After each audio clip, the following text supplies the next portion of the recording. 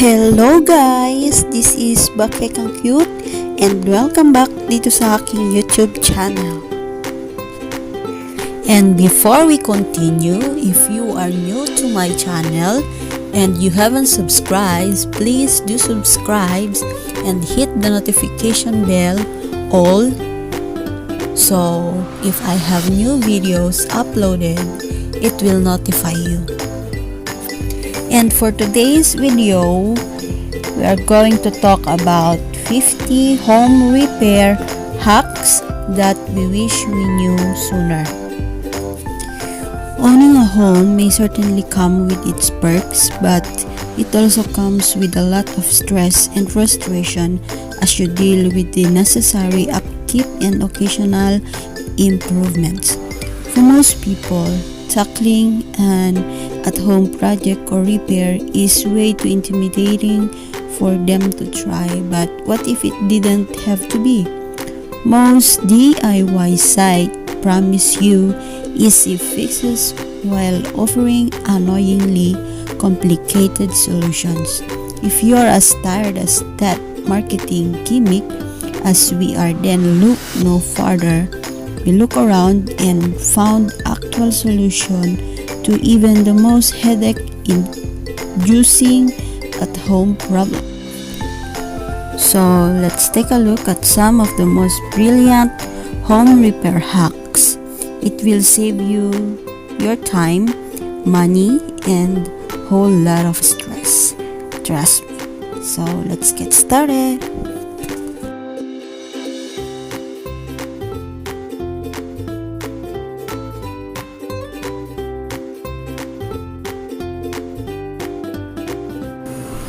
First one is get some super glue to keep screws together.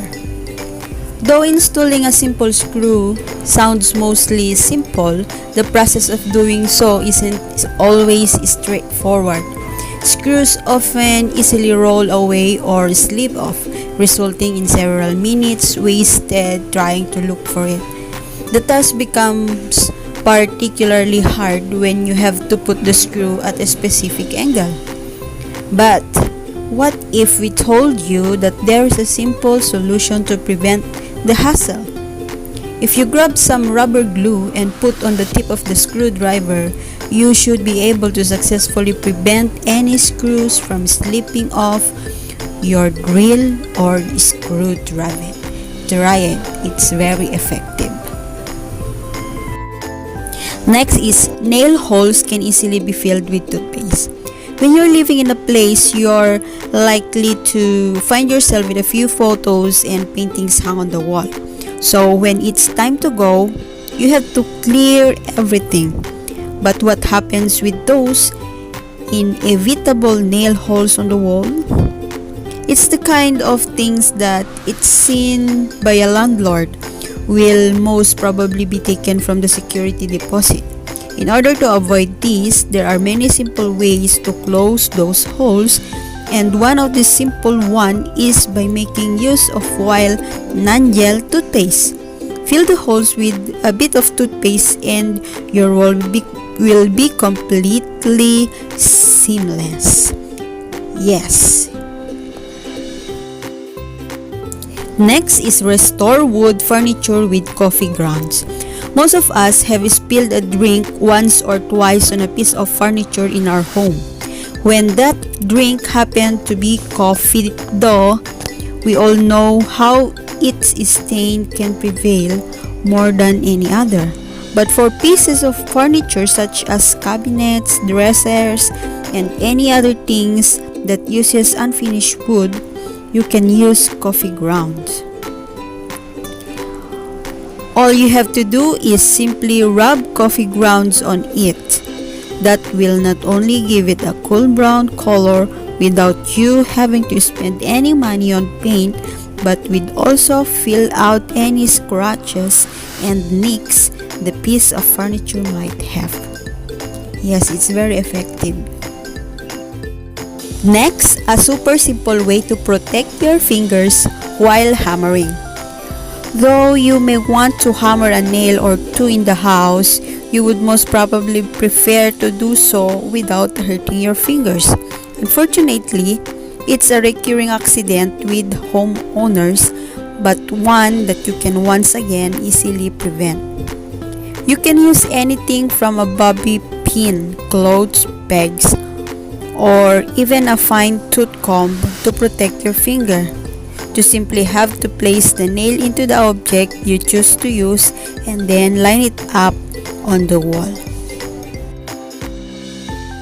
Next is, before cutting tiles, soak them. If you plan to cut some tiles, there is one home hack that you absolutely need to know. It will not only make your life much easier, but will also save you a lot of sweat and tears. Start by making a pre-cut or rivet into a tile before you start. Then, measure out how much exactly you need to cut and begin the cutting process. Afterwards, soak the end in some water for a few hours, and voila! It will be much easier to chop off with way less effort. For those who work in construction, this would be much easiest way to cut the tiles. Next is, soap can easily silence wooden drawers. Noisy wooden drawers can be the absolute worst, and it's one of those things that we often just procrastinate to fix.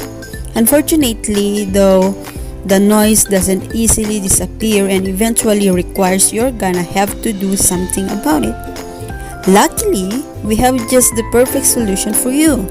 Get some soap, either a bar or a liquid soap can work, and rub it along the faulty drawer's rails.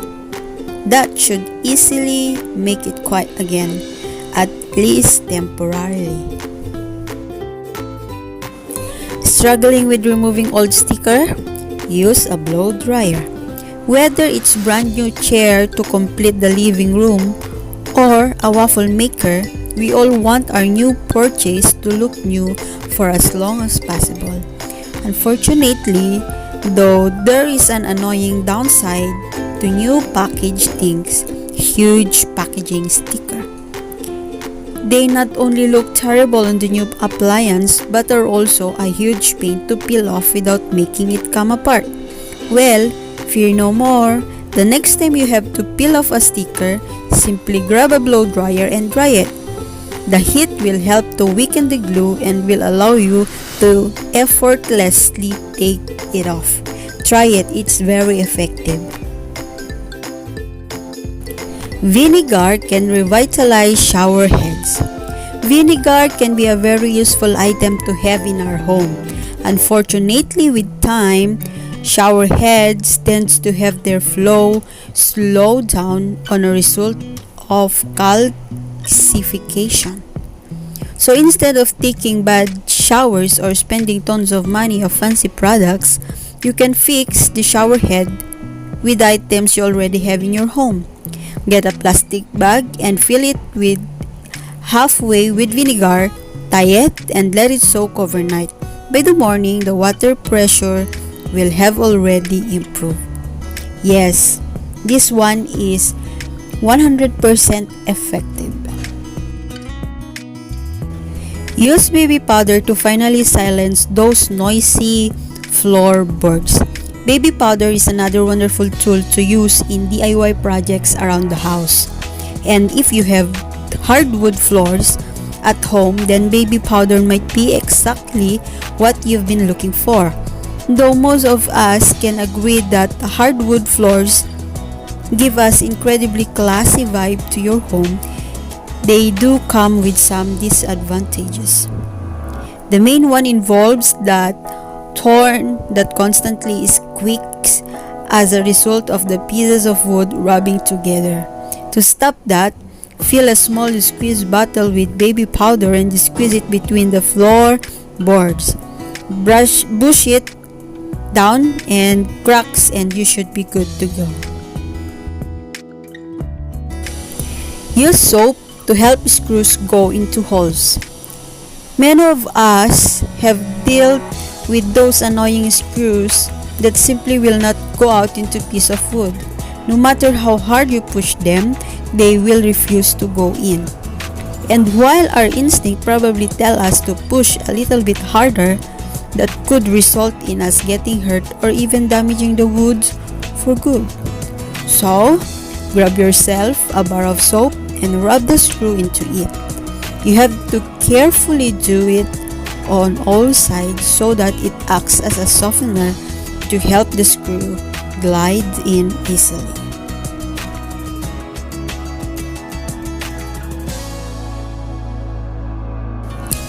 Tape can make hanging pre-drilled frame much easier.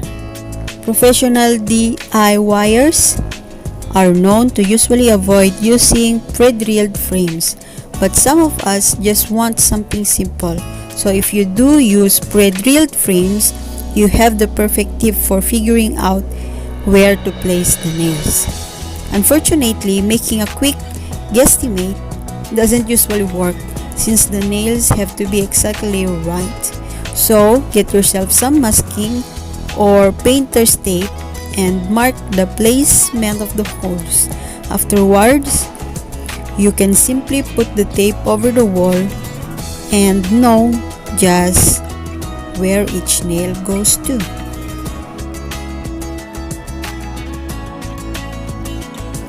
Use your microwave to refresh tape that is not so sticky. Anyone who is avid about DIY projects probably known how useful and versatile tape can be. There's one little snag with tape though. It tends to lose some of its sticker after some time. But what if we told you that instead of throwing it away, there is a way to reuse it? Just stick the tape in the microwave for a couple of seconds and the tape will be good as new.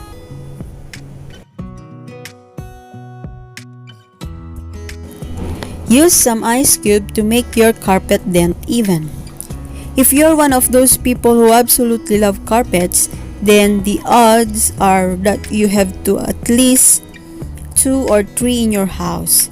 If you sometimes get that itch to freshen your home design a bit, moving a carpet that is placed under huge place of furniture can be really hard. The furniture's weight often leaves those unsightly indentations that seems to be there to stay. The good news is that there actually is a very simple way of getting rid of them. Simply place some ice cube on them and let them melt. Afterwards, mop up and the excess water and gently use a toothbrush to even them out.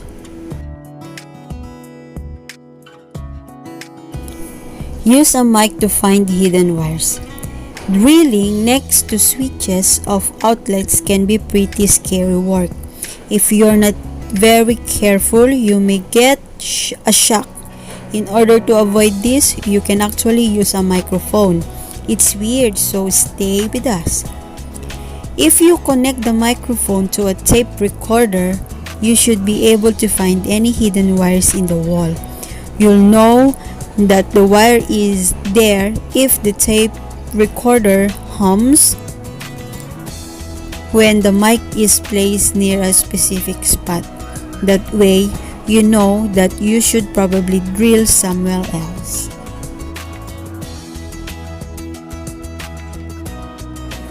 Keep your paint brushes fresh with a plastic bag. Painting walls can be a sort of therapeutic activity, that is, if you enjoy painting, of course. But sometimes we start painting and fail to realize that the paint won't be enough for the first go, requiring us to get some more paint and continue our task later. If that happens, we risk getting back to a brush that is completely hard with the paint that was left to dry.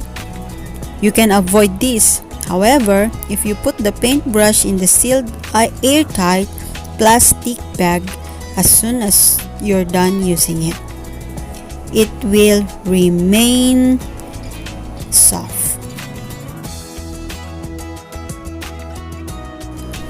A potato can help you unscrew a broken light bulb. Removing a socket from the broken light bulb can seem possible at times, but it can frustratingly result in a shattered light bulb in our hands. Well, there is actually a strange way that you can succeed the next time you need to do so. You can just grab a potato and cut it in half, then carefully push it soft inside into a broken light bulb. Turn it counterclockwise and remove the broken part.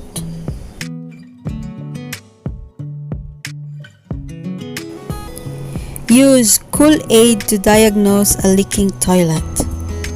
A leaking toilet can mean one of two things: spending hours trying to fix it but not succeedingly very easy, or paying tons of money for a plumber. Instead, here is a way that you could diagnose the problem yourself, saving a lot of time and money. Buy a tiny packet of dark-colored Kool-Aid and pour it into toilet tank. Half an hour after, look at the water in a bowl. If this colored, then you have a leak. If not, then you might be good.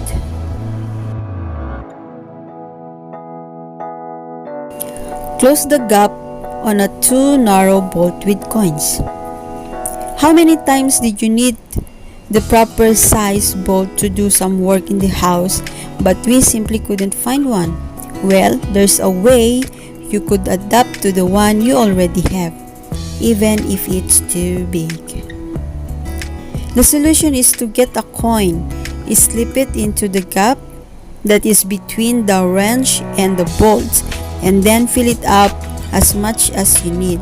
The extra space will be gone and you'll be able to continue what you're doing.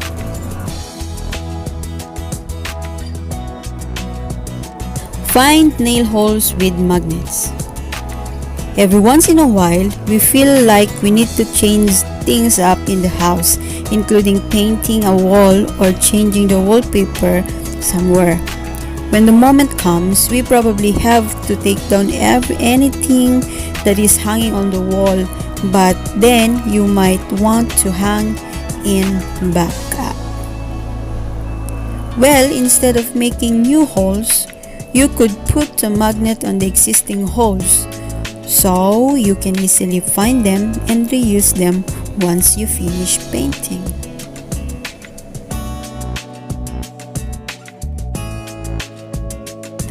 Unclog spray cans with gasoline. Mass-producing companies make use of a tactic called planned obsolescence, which basically means that manufacturers build a limited shelf life to several products so that customers continue buying.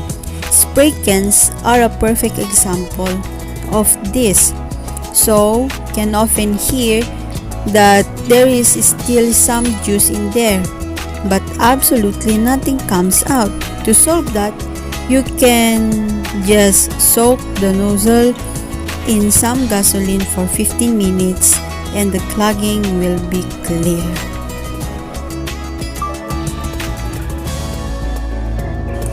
Next is use tape to help you drill into tiles. Drilling is no easy business, but it's particularly difficult when it has to be done on slippery tiles, usually found in the bathroom or kitchen. Unfortunately, you can lose grip and create an unexpected and burdensome situation at any time. There is an easy fix for that though. In order to make the experience slip-free, you can just cover the tile with masking tape. That way, the spot you can drill on will instantly have the better grip and will make your experience much better. Fix is quickie things with cooking spray. We've all experienced a window, a door, a cabinet, or some sort of object that squeaks. Depending on how squeaky it is, it can slowly drive us completely crazy. But we have some good news. You can fix that in a second. Just get some cooking spray and carefully spray it on the hinges. In a couple of minutes, the squeaky noise will be gone and you can finally get your sanity back. Next is use a pool noodle to avoid bumping car door in the garage. While some people get to have a nice garage adjacent to their home, many people are stuck with the driveway. However, if you do have a garage that is not particularly roomy, then you might bang your car door every once in a while. That not only makes it getting out of your car really uncomfortable, but may also damage your entire door.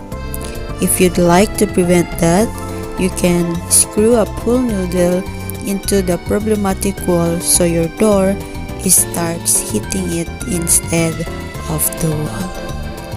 Try it.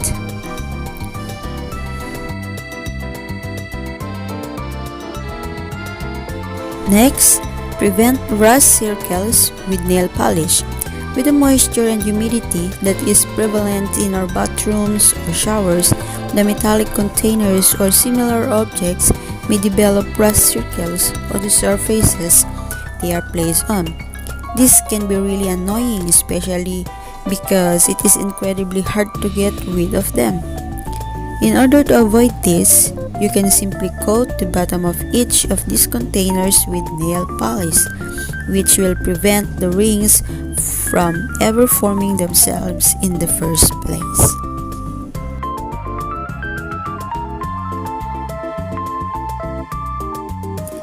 Use a plastic bottle to prevent a mess after drilling.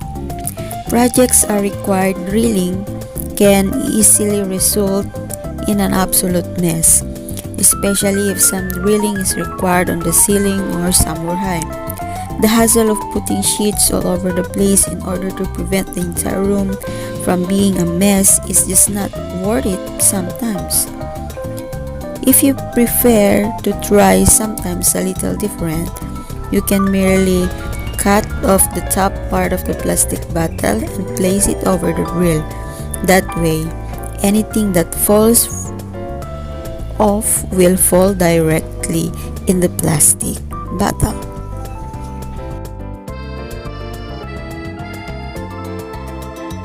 Remove stubborn screws with a rubber band. One of the most frustrating things that can happen in the middle of many DIY projects is not being able to get a solid grip on a screw. Though this can happen to anyone, it doesn't have to. You can totally spare those nerves by using a rubber band to save the day. Simply stick the rubber band between the screwdriver and the screw, and you should instantly get the grip that you need to continue working. Try it, it's very effective.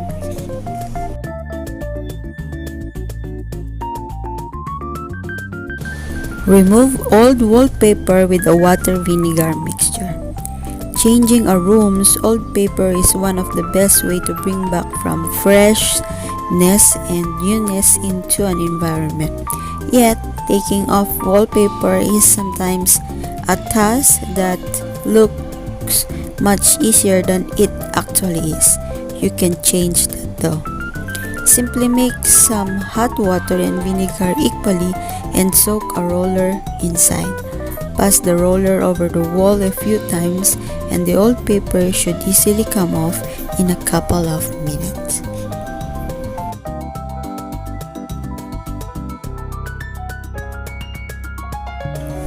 Fix bursts or broken pipes with a sealant. Okay, so it's important to mention that this one is for a temporary fix, but it's totally worth it, especially in the case of an emergency. Let's say it's the weekend and you have a broken or burst pipe. What will you do?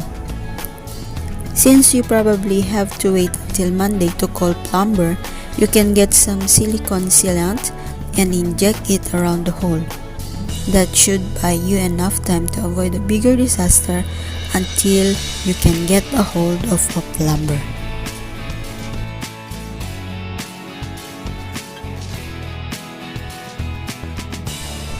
Prevent doors from slamming with cabinet door bumpers. Slamming doors are one of those pet peeves that we often fail to get rid of, but that may drive us insane. We're happy to tell you that there's a simple way to fix that once and for all. If you have some cabinet door bumpers lying around in your house, then you are in a luck. Simply stick a pack of cabinet door bumpers on the annoying doors, and that's it. There will be no more noise.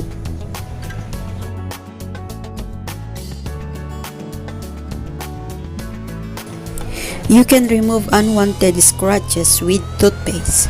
Getting a few scratches in your wooden furniture can happen anytime, be it because you're redecorating, moving, or you simply bump something into the piece of furniture. But instead of running to the supermarket and getting some expensive varnish, or worse, thinking about buying new furniture, trying to fix it with some toothpaste instead. Put a small amount of it on the marks and rub it in circular motion. That should be enough to buff out the scratches without spending a fortune.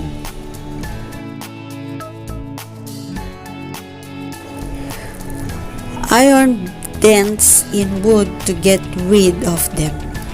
Wooden floors and furniture may be beautiful, but they can cause a whole lot of issues. Some of these issues are the constant unwanted dents that show up with time. Luckily, you can actually get rid of them much more easily than you might have thought. All you need is a moist towel and an iron. Spray the dent with some water until you notice that it's damp enough. Then, put the moistened clothes over the same spot and iron it in high heat. Do it in a circular motion in order to get the best result possible. Try it.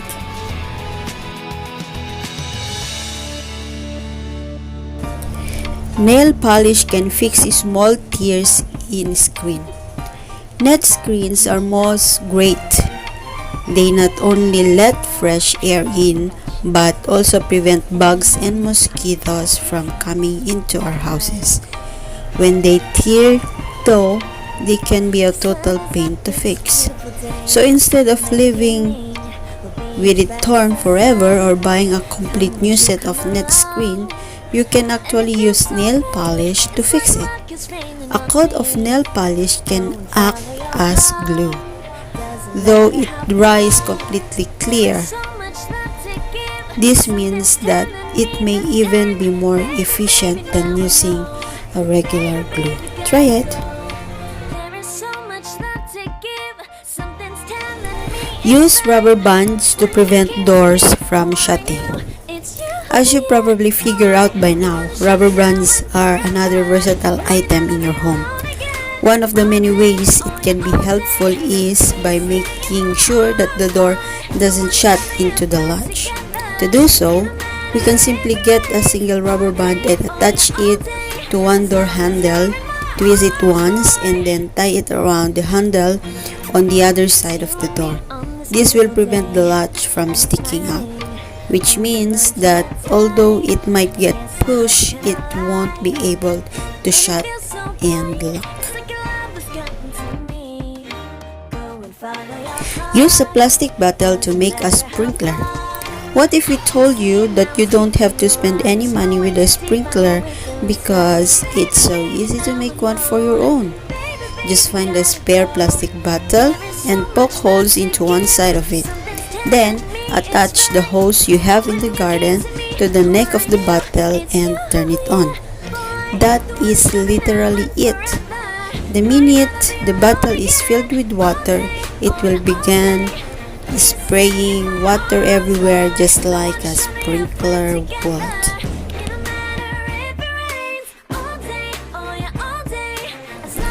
The vegetable peeler in your kitchen can be used as a screwdriver. Screwdrivers are just one of those things that constantly get lost around the house and you have no plausible explanation for it. Well, when that happens, there's a great alternative.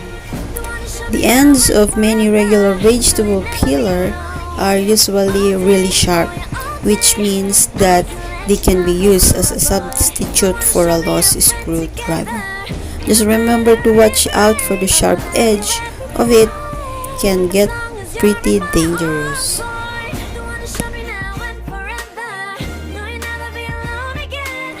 Use aluminum foil to sharpen scissors. It might come as a surprise to some that sharpening your scissors can be done with a simple piece of aluminum foil.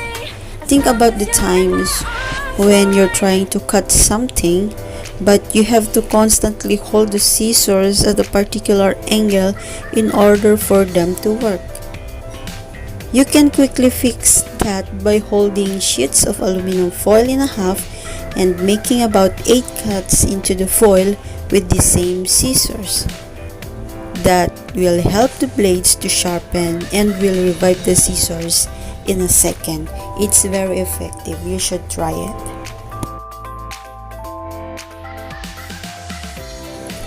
Use a regular pencil to free a stuck lock. Any of us are susceptible to having a stuck lock. In fact, most of us have already been there. We try to put our keys and the lock will simply refuse to move. Though the natural thing to do in this situation is to call a locksmith, there's actually an easier and cheaper way to do so. You can simply stick a sharp pencil into the broken lock and ensure that the inside is covered with pencil lid. That will help your key slides in easily and might save you a ton of money and time. Remove snugs in woven rugs to make them look like new. With time, rugs can start looking cheap and old, particularly because the little snugs keep appearing. But that's an easy fix. First, cut off the frayed part of each snug with scissors and then squeeze as bits of fabric glue into the base of the rugs. To set it all, use a sheet of wax paper and put a heavy book on top of it for 4 hours.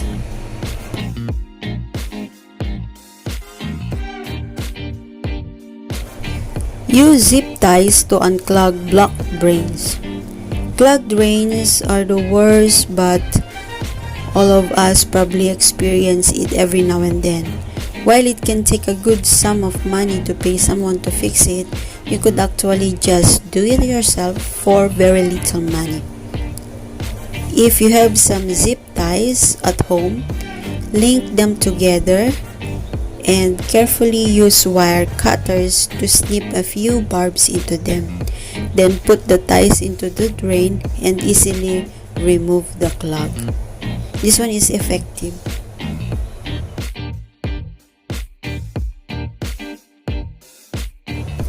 Use cat litter to remove oil stain.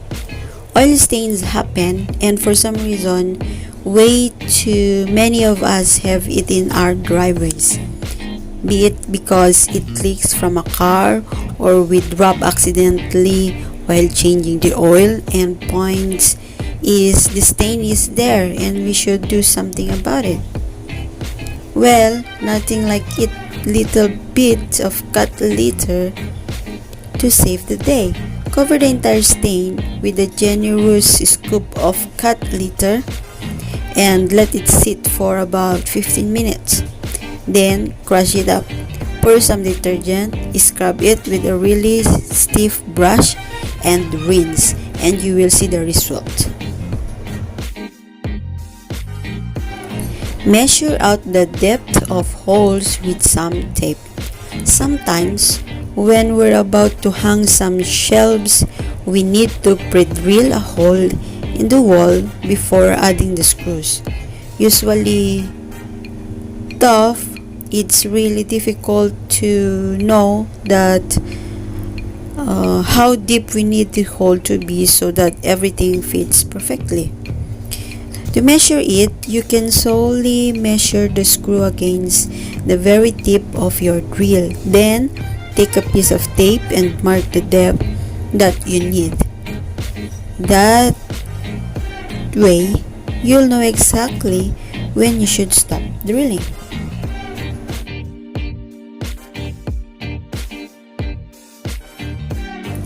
Use a small magnet to keep nails in place.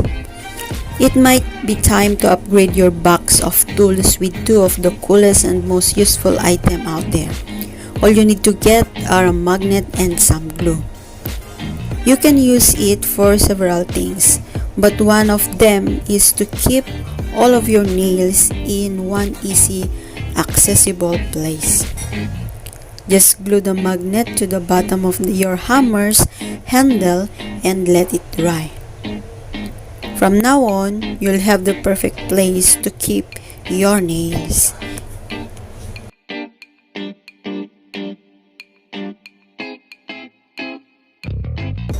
Use foil to line paint your trays.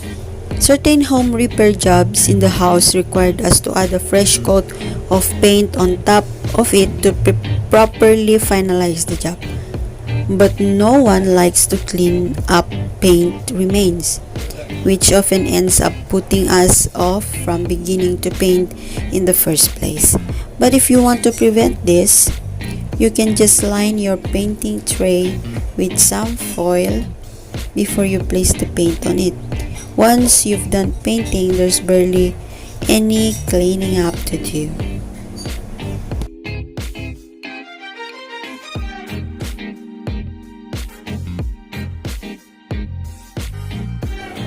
Remove excess paint with a few rubber bands.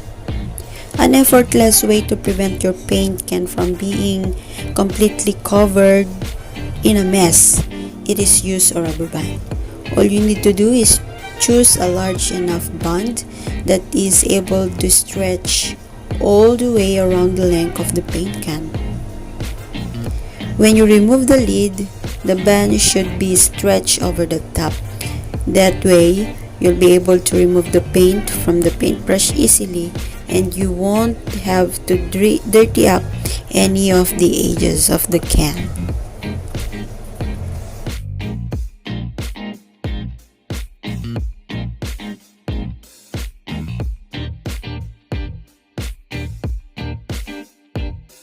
Quiet rowdy pipes by turning off the water.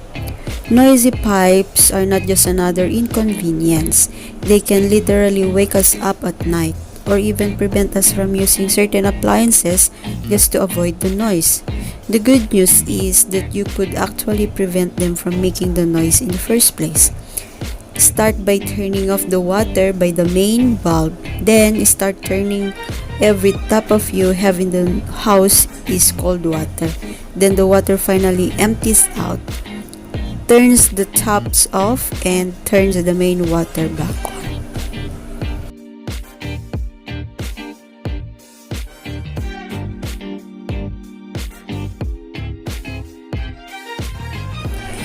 Use liquid soap and water to unclog a toilet. A clogged toilet is another issue that all of us have to deal with every now and then. But did you know that in order to unclog it, you need is some soap and boiling water?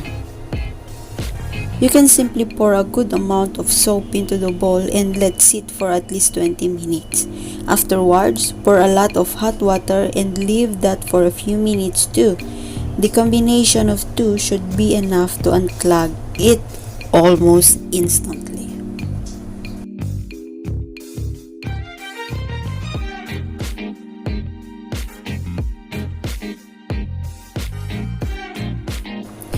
Plan out your gallery wall with newspapers. Gallery walls are stunning, but they require some strategic thinking and a combination of skill and attention. So if you've been putting off those pictures or paintings that you'd like to eventually hang but don't know really where, here's your answer: newspapers. Just go ahead and create a mock-up gallery wall using newspaper so you know exactly where to put the frames.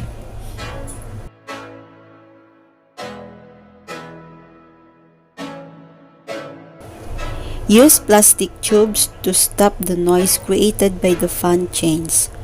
We've all encountered a ceiling fan that makes way too much noise. They might be working perfectly well, but somehow the pull of the fan continuously make a very irritating noise that we can't seem to be able to put off. So if you want to stop the noise once and for all, just cover the chains in plastic tubing of exactly the right size. You can find this in most DIY store or even in your local pet store since it's used on fishing tanks.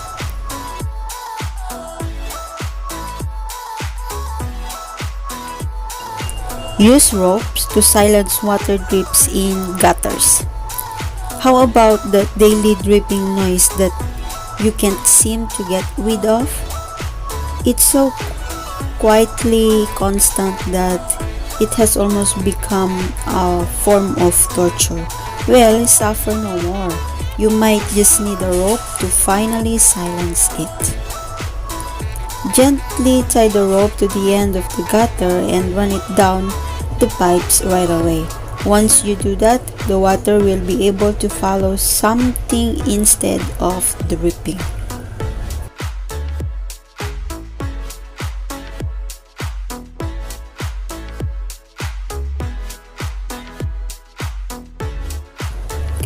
Use a baking soda and vinegar mix to unclog the sink. The baking soda and vinegar mix is another magical DIY item that can be used to solve and clean a ton of things in the house. If you need to unclog your sink, for example, this mix is exactly what you need.